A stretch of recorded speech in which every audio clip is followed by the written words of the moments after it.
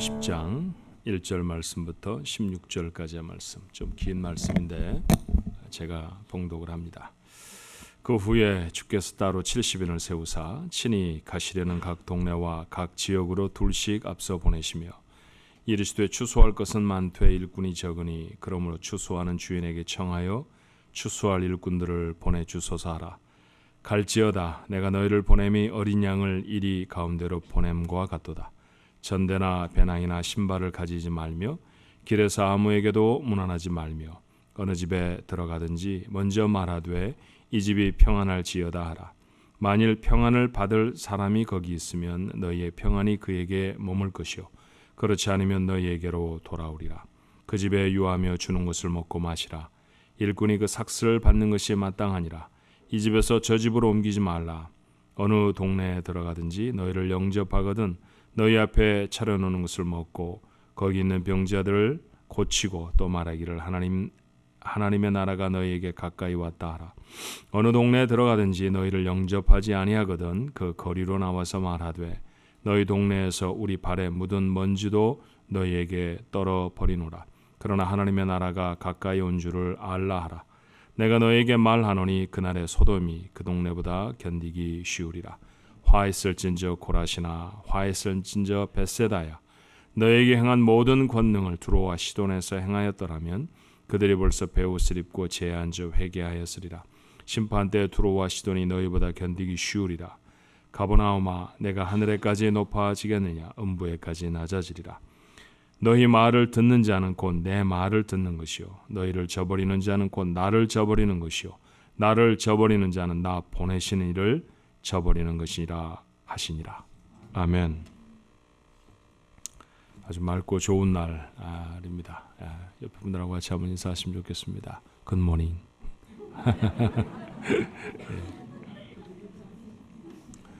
어떤 때는 이렇게 인사가 좀 심플한 것도 괜찮죠, 그죠? 굿모닝.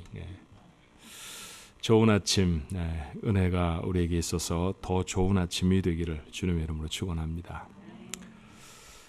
길에 관한 이야기를 좀 나누고 있잖아요, 그렇죠? 먼저 주님이 가시는 길이 있었습니다. 예루살렘을 향해 가시는 길이었죠. 십자가의 길입니다. 그리고 주님이 제자들에게 말씀하신 첫 번째 길, 제자들을 위한 첫 번째 길, 그 주님을 따라가는 길입니다. 제자도라는 것이죠. 이제 두 번째 제자들이 가야 할 길이 있습니다. 본문의 시작은 이래요. 누가복음 10장 1절의 말씀에 보니까 그 후에 주께서 따로 70인을 세우사 친히 가시려는 각 동네와 각 지역으로 둘씩 앞서 보내셨다라고 말합니다. 주님의 앞서서 가야 하는 길이죠. 전에는 주님이 나를 따라오라, 주님의 뒤에서 따라가는 길이었다고 하면 이제는 주님보다 앞에서 나아가야 하는 길이 있다는 것입니다. 바꿔 말하면 사명의 길일 거예요. 뭔가 하라고 먼저 보내신 건 아니겠습니까? 가서 뭘 해야 할까요? 주님은 70명의 사람을 따로 세우셨습니다. 어떤 사본에는 72명이라고 기록되어 있는 것도 있어요. 그래서 우리가 들고 있는 영어 성경 NIV는 72 others 그렇게 표현하기도 합니다. 크게 중요한 것은 아니에요. 헬라어를 옮기는 과정에서 생긴 아주 작은 실수가 아닌가 그렇게 생각을 합니다. 이 70명의 사람들을 둘씩 조를 짜서 주님이 방문하시려고 하는 동네에 앞서 가게 하셨습니다. 가서 해야 할 일이 있었기 때문이에요. 뭘 해야 할까요?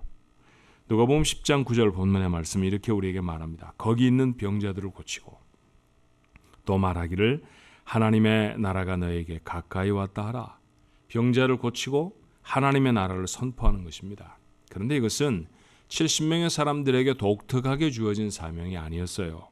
얼마 전에 12명의 제자를 파송하실 때도 주님은 같은 말씀을 하셨습니다. 지나온 말씀입니다만 누가복음 9장 1절로 2절의 말씀에 보니까 예수께서 12제자를 불러 모으사 모든 귀신을 제어하며 병을 고치는 능력과 권위를 주시고 하나님의 나라를 전파하며 앓는 자를 고치게 하려고 내보내셨다라고 했어요. 똑같은 얘기죠. 병든 자들을 고쳐내시고 그리고 그들에게 하나님의 나라를 선포하는 건 12명의 제자들도 나아가 해야 하는 일이었습니다. 그리고 또 기억하십니까?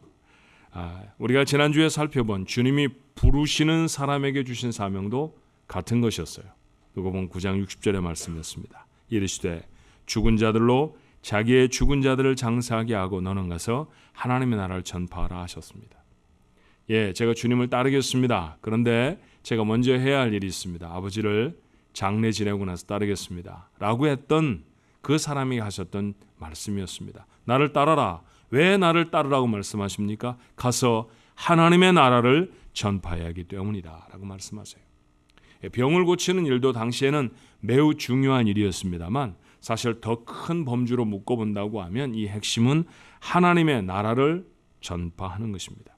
주님은 하나님의 나라를 선포하라고 제자를 부르시는 거예요. 구원을 받고 나서 가장 의문이 나는 것이 하나 있었습니다. 제가 인격적으로 주님을 만났던 것은 날짜와 시간을 정확히 기억하지는 못합니다만 중학생 때 정도였었거든요. 그때 제가 너무 감사하더라고요. 내가 정말 하나님의 아들이 되었구나. 내가 진짜 하나님의 아들이구나. 나는 죽어서 천국 가겠구나. 그런 생각을 했어요. 그런데 가만히 생각을 해봤습니다. 중학교 학생이 내가 살고 있는 세상이 좋을까 천국이 좋을까? 제 답이 무엇이었을 것 같으세요? 그때는 컴퓨터도 없었고요. 셀폰은 더 없었습니다. 게임도 재미난 일들이 많지 않았죠. 나름 우리 나름의 재미있는 일도 있었습니다. 학교를 가려고 하면 큰 시장을 지나가야 하는데 약장수를 만나기도 하고 뱀장수 아저씨를 보기도 하고 회충약을 파는 아저씨들도 거리에서 보기도 하고 그런 재미난 이야기가 우리 나름에 있었지만 세상에 아무리 재미난 일이 많아도 성경이 말하고 있는 천국보다는 별로일 것 같았어요. 여러분 어떠세요? 그렇지 않아요? 천국이 훨씬 좋죠. 그러니 천국 아닙니까? 그 멋지고 귀한 천국이 나에게 약속이 되어졌다는 것이죠. 참 기뻤습니다. 그런데 두 번째 생각은 의문이 들었어요. 아니 그 좋은 천국을 왜 바로 안 데려가시는 거야? 왜 내가 바로 그 천국에 가지 못하고 여전히 천국보다 좀 열등한 이 세상에 있어야 하는 걸까라는 것이 제 생각 속에 있었습니다. 나는 앞으로 고등학교 들어가는 입학시험도 치러야 하고 대학도 가야 되고 공부도 해야 되고 취직도 해야 되고 돈도 벌어야 하고 이 어려운 많은 일들을 안 하고 천국에 뿅 날아갔으면 참 좋겠는데 왜 하나님은 나를 천국에 데려가지 않으시는 걸까? 여러분에게는 그런 의문이 드는 적이 없습니까? 천국이 분명히 더 좋은데도 천국이 내 것이다. 너 천국에 올 것이다. 너 천국이 천국에서 너와 만날 것이다. 주님이 이렇게 약속하시면서도 말이에요. 우리는 여전히 이 땅에 머물러 있습니다. 예배를 마치면 여러분 어디로 가시나요? 천국으로 가십니까? 아닙니다. 세상으로 갑니다. 왜 그래야 할까요? 당연한 이유 하나는 가서 여전히 해야 할 일이 있기 때문 아닙니까? 이 세상에서 여전히 우리가 남아서 천국이 약속되어 있는 사람임에도 불구하고 이 땅에서 이루어야 할 일들이 있기 때문에 하나님은 여전히 우리를 이 세상에 놓아두셨다는 것이죠. 그리고 그 세상에서 해야 할 일, 우리에게 남겨진 그 일이 무엇인가를 오늘 본문은 하나님의 나라를 전파하는 것이라고 말합니다. 자, 중요한 사실 하나를 확인해야 하죠. 주님이 나를 부르신 까닭은 세상에 나가 하나님의 나라를 선포하기 위함입니다. 세상에 나가서 하나님의 나라를 선포하라고 구원하셨고 구원하셔서 천국의 사람이 되어진 후에도 여전히 이 세상에 두셨다는 것이죠. 이것은 12명 혹은 70명에 국한한 명령이 아니라 구원받은 그리스도인 모두에게 해당하는 명령인 것입니다. 그런데 여러분 말이 좀 어렵잖아요. 하나님의 나라를 선포한다는 것은 뭘 의미하는 걸까요? 쉽게 여러분은 어쩌면 전도하라는 말씀이구나 이렇게 들으실 수 있습니다. 그런데 그저 어떤 사람에게 교회에 가자고 전도하는 것, 그것을 훨씬 뛰어넘는 의미가 하나님의 나라를 선포한다라는 것에 있습니다. 먼저 하나님의 나라라고 하는 것을 이해해야죠. 신약 성경에서 가장 빈번하게 등장하고 있는 단어는 하나님의 나라라고 하는 단어입니다. 마태는 천국이라고 표현하기도 했고요. 헬라 문화에 더 익숙한 사람들에게 편지를 보냈던 누가는 그것이 하나님의 나라라고 표현했지만 본질상이 두 가지는 다 같은 거예요. 그런데 이 하나님의 나라라고 하는 말을 이렇게 신약 성경이 참으로 많이 말하고 있다는 것은 그것이 신약 성경 속에 예수님의 메시지와 예수님의 사역 전체를 통해서 우리에게 주시려고 하시는 가장 중요한 의미가 담겨져 있는 말이라는 사실을 우리가 알게 되지 않습니까? 그래서 참으로 많은 신학적인 변증이 필요합니다. 신학교에 가면 한 학기 혹은 1년 동안 하나님의 나라라고 하는 과목을 들어야만 합니다. 그런데 여러분, 가장 단순하고 가장 명확하게 정의할 수 있는 한 가지가 있다고 하면 하나님의 나라는 하나님이 다스리시는 나라입니다. 하나님이 다스리시는 나라를 하나님의 나라라고 말합니다. 하나님의 나라를 선포한다는 것은 그렇다면 무엇일까요? 하나님이 다스리고 있으십니다 라고 하는 사실을 세상에 밝혀 알려주는 것이죠. 이 세상 모두가 교회뿐만이 아니라 하나님이 다스리고 계시다는 사실을 선언하는 것, 그것이 바로 하나님의 나라를 선포하는 것입니다. 그런데 여러분, 중요한 하나는 우리가 방송에 대고 말하고 우리가 돌아다니면서 사람들의 세상은 하나님의 것입니다. 하나님이 다스리고 계십니다. 교회 당연히 하나님의 것이죠. 이렇게 말로 하는 것뿐만이 아니라 그 하나님이 나를 다스리고 계시다는 사실을 먼저 세상에 보여주어야 합니다. 그게 틀어지면 나머지는 아무 힘이 없습니다. 내 말이 이 세상을 하나님이 다스리고 계십니다라고 하는 그 말이 힘이 있어지려고 하면 그 말을 하는 내가 하나님의 다스림을 받고 있다는 사실을 증거할 수 있어야 해요. 이런 얘기를 오래전에 들은 적이 있는데 여러분 굉장히 즐거워하시더라고요. 하나님이 우리에게 주신 축복 중에 하나는 망각의 은혜죠. 그래서 다시 말해도 새로울 수도 있고요. 못 들으신 분도 계시고 오늘 이 설교를 위해서 참 적절한 예다라고 생각해서 한 번 더 하겠습니다. 미국의 어떤 서부에 작은 동네가 있었다고 그래요. 실제 있었던 일이랍니다. 그곳에 주민이 몇 되지 않았기 때문에 동네 중심에 있는 교회에 다 모였습니다. 주일이 되어지면 일을 다 마치고 다 교회에 모여서 예배를 드리고 식사를 하고 교제를 하고 그것이 그 동네 주민들이 하던 일이었어요. 그런데 어느 날 외지에서 사람이 하나 흘러 들어왔습니다. 그리고 그 사람이 그 동네 한 곳에다가 술집을 낸 거예요. 처음에는 저 술집이 왜 저기 우리 동네에 있는 거야 라고 사람들이 생각했는데 호기심 반 또는 좀 끌리는 것 반 그래가지고 한 사람 두 사람 가기 시작하더니 곧 술집이 북적북적해졌습니다. 이 교회보다 훨씬 재밌네. 그러고 사람들이 가기 시작했어요. 그러니 술집에 사람들이 많이 모이게 되어지면 상대적으로 어디에 사람이 적게 모이겠습니까? 교회는 점점 사람이 줄어드는 것이죠. 교회가 심각해졌습니다. 그래서 열심히 하나님 앞에 기도했어요. 하나님, 술집이 생겨서 교회에 나오던 교인들이 다 술집 갑니다. 하나님 이거를 바로 잡아주세요. 어쩌면 요한처럼 기도했는지 몰라요. 요한이 뭐라고 사마리아 땅을 위해 기도했죠? 하늘에서 불이 내려서 다 태우라고 명하시면 어떻겠습니까? 요한이 그렇게 예수님에게 말했던 것처럼 아마 그 교회 교인들이 그렇게 기도했는지 모릅니다. 하나님 벼락을 놓다 뭐에 쓰십니까? 벼락을 좀 쳐주십시오. 그런데요, 하나님이 놀라운 분이라 어느 비가 부슬부슬 오는 날 천둥이 치고 벼락이 떨어지더니 정확하게 술집에 떨어졌습니다. 그리고 홀랑 다 타버렸어요. 자, 술집 주인은 잘 나가던 장사가 망하게 되어진 거 아닙니까? 그런데 동네 사람들의 소문을 들어보니까 교회에 벼락 떨어지라고 기도했다는 얘기가 들려졌어요. 생각해보니까 하나님이 벼락을 때려서 자기 술집이 홀랑 다 불타버린 거 아닙니까? 그래서 수를 했죠. 소송을 진행하게 되었습니다. 소송의 내용은 그것이었어요. 제가 정말 귀한 이 비즈니스를 하고 있었는데요. 동네 교회에서 우리 술집에 벼락 떨어지라고 하나님 앞에 기도해서 하나님이 벼락을 떨어뜨리셨습니다. 그러니까 제가 입은 모든 손실은 교회가 보상해 주어야 합니다. 재판이 진행되었습니다. 그러니 소송을 제기한 사람의 이야기도 들어야 했을 것이고 그리고 소송을 당한 교회 사람들도 불러서 얘기를 들어야 했을 거예요. 판사가 묻습니다. 정말 기도했습니까? 예, 기도했습니다. 뭐라고 기도했습니까? 예, 벼락 떨어지라고 기도했습니다. 그런데 판사님, 한번 잘 생각해 보십시오. 아무리 우리가 기도를 한다고 벼락이 떨어지겠습니까? 우리가 기도는 했지만 하나님이 벼락을 내리시겠느냐고요. 그런 일이 없습니다. 그러니 우리 교회는 무너질 이유가 없습니다. 소송이 얼마간 진행이 됐는지는 제가 기록에서 발견할 수가 없었습니다. 그런데 그 소송을 진행하던 판사가 판결문에 적어놨던 이런 노트 하나를 발견하게 됐어요. 그건 뭐냐 하면 정말 이상한 재판이었다. 하나님을 전혀 믿지 아니하는 교인들과 하나님을 굳게 신뢰하는 술집 주인 간의 소송이었다. 교회를 다니는 사람들이었습니다. 그런데 하나님이 다스리신다는 사실을 삶으로 증거해내지 못하는 사람들이었죠.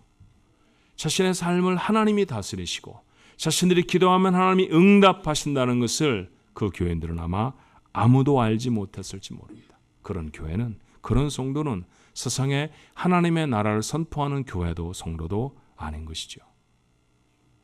얼마 전에 오바마 미국 대통령이 케냐를 방문했습니다.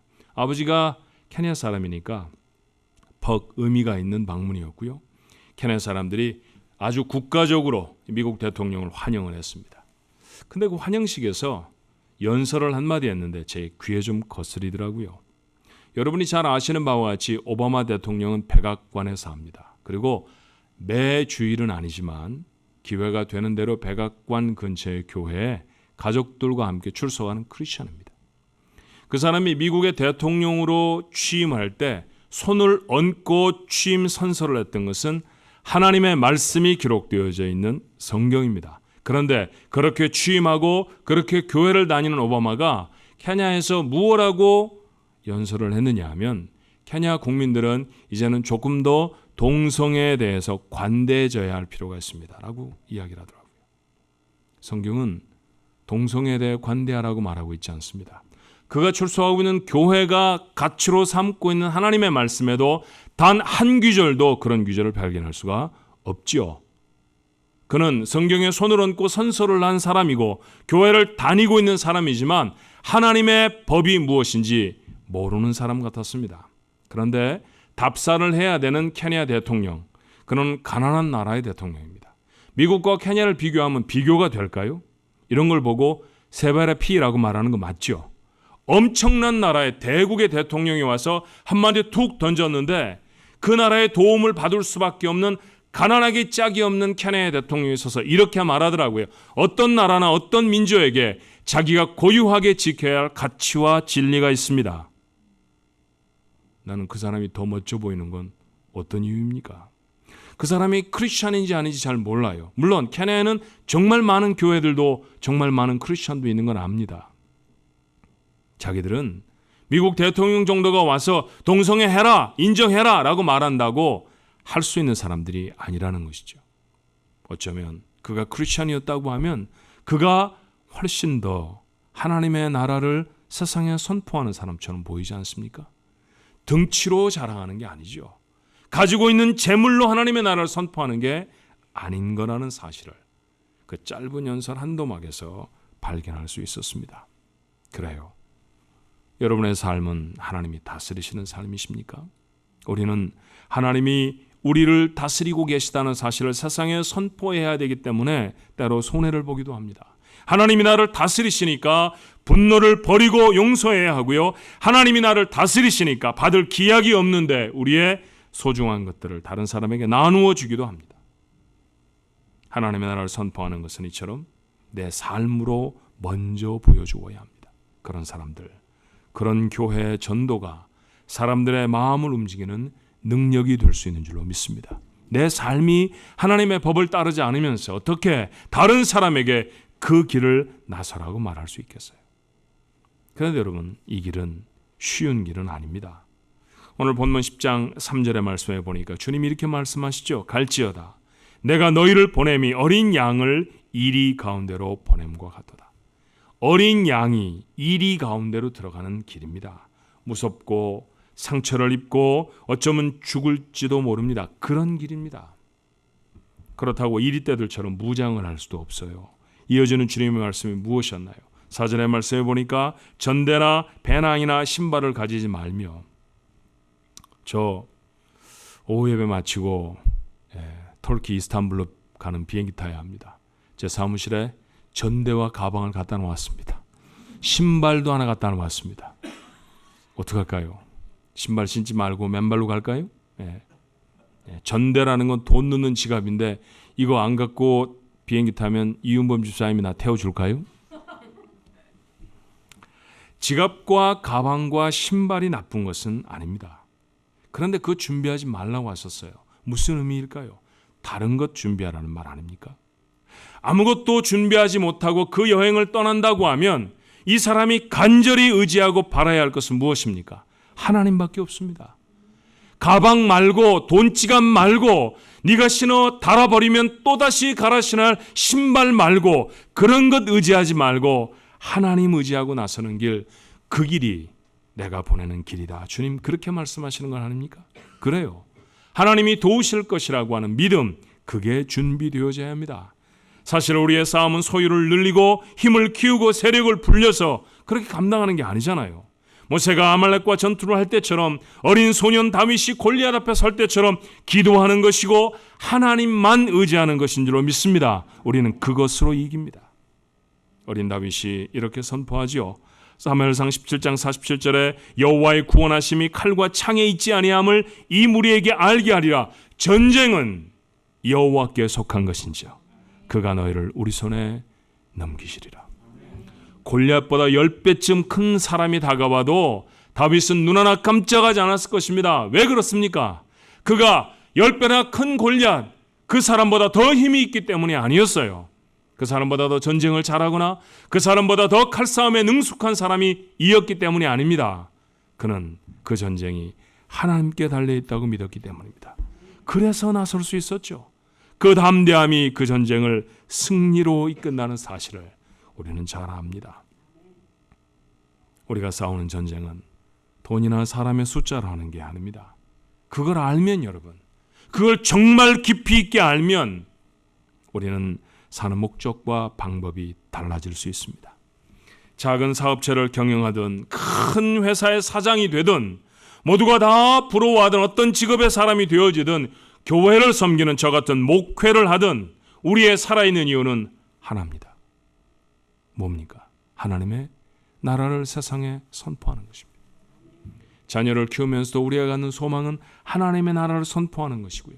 내 코에 호흡이 남아있는 한 내 삶에 가장 분명하게 나타나야 할 일 중에 하나 하나님의 나라를 선포하는 것이고, 돈을 벌어서 내가 정말 하고 싶은 것은 하나님의 나라 선포하는 것이고, 내가 지식을 가져서 그 담은 지식으로 세상에 이루고 싶은 일도 다른 것이 아니라 하나님의 나라를 선포하는 것입니다. 우리 그것 때문에 삽니다.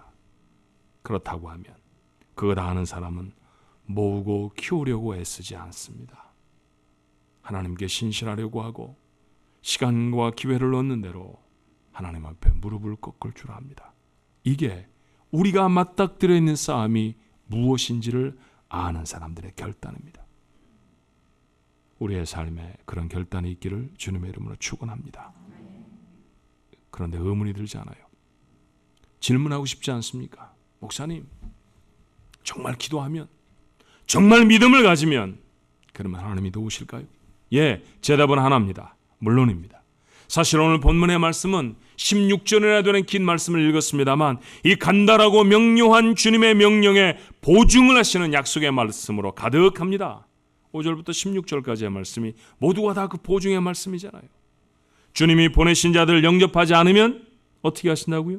벌하신다고 하셨습니다. 주님의 보내신 자들 영접하면요, 복 주시겠다고 하셨습니다. 그게 두 번, 세 번 거쳐 여러 도시를 예로 들어가면서 하신 주님의 말씀입니다.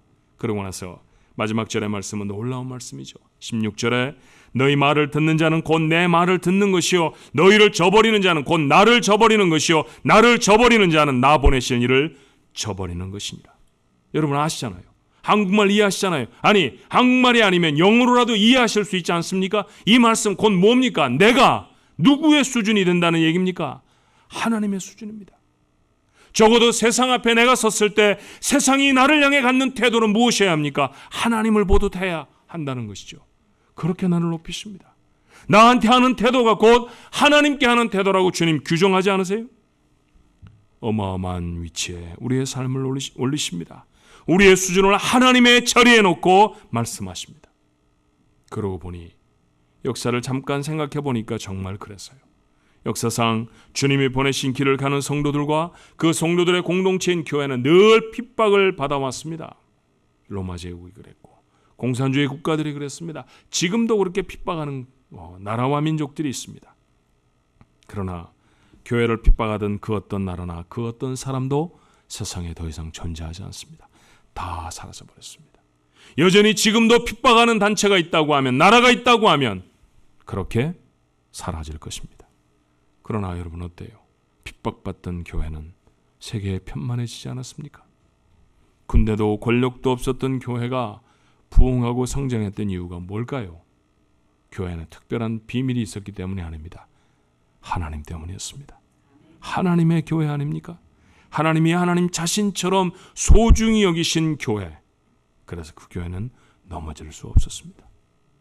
성도도 마찬가지라고 믿습니다. 아무리 한계가 있고 아무리 가능해 보이지 않아도 지금도 하나님의 말씀대로 살아가며 삶으로 하나님의 나라를 세상에 선포하는 성도들, 하나님이 지키실 줄로 믿습니다.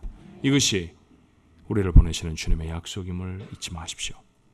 지키기만 하십니까? 아닙니다. 능력도 주셨습니다. 자, 사명을 갖고 나아갔던 70인이 돌아와 주님께 이렇게 보고하지요. 오늘 본문 바로 다음 절에 17절에 70인이 기뻐 돌아와 이르되 주여 주의 이름이면 귀신들도 우리에게 항복하더이다. 귀신을 제어하고요, 병든 자를 고치는 놀라운 능력을 주셨습니다. 맞아요. 하나님은 지금도 부르심에 신실하게 응답하는 교회와 성도들에게 능력을 주실 줄로 믿습니다. 이 능력으로 어두운 땅에 복음이 전해지고 악한 민족들이 회개하고 돌아옵니다. 변화될 것 같지 않아 보이는 사람들이 변화되어지고요, 이루어지지 않을 것 같았던 하나님의 일들이 이루어집니다. 우리 안에 역사하시는 주님의 능력입니다. 애초에 우리의 능력이 아니었어요. 보냄을 받은 제자들 대부분 가난하고 배우지 못하고 특별한 능력이라고는 단 한 번도 행해보지 못했던 사람들이었습니다. 큰 일이 이루어졌다, 고기 좀 많이 잡는 것이었습니다. 그 정도의 수준의 사람들이 나가 병을 고칩니다. 사탄을 내어 쫓습니다. 가난을 물리치고 그 땅에 주님의 나라가 임하도록 선포하고 하나님의 영광을 나타내는 사람들이 되어집니다.